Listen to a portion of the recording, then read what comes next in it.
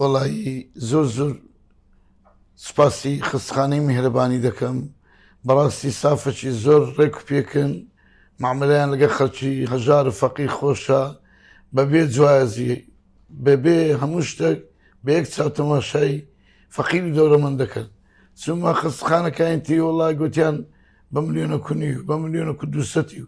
هاتمەکن کاک دکتۆر دلێری گوتی بە 600 لۆت دەکەم ئەگە فەقیریشی بە 500 ئەگەر خانی شتت بکرێ گوتم ناوەڵا عمرم باشە بەس لەو باشانە نییە گوتی مادەم بە 600 لۆت دەکەم مادەم فاس ماسی شتەیە فاسەکان لۆ ناکەمەوە هەر فاسەکانی خستەخانەی لۆ کردم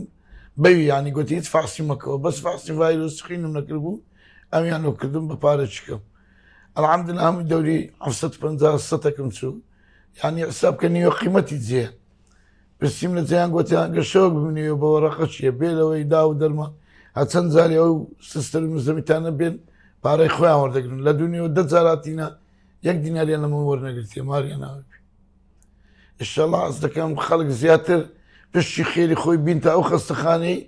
لۆ ئەوەی خەڵک محتاجی خستەخانەکانیەتی نەبی ڕاستی ئێرانە ئیسبات وجودی کرد کە دەوێت زیاتر خەڵکی فەقیر ینی ئیستیفادە لێ بکات نەک لە بۆ پلۆپای دنیای دەوڕەمەندون لە بۆ پلۆپایی باشتی هەوڵدت زۆر بە خێراتتان دەکەم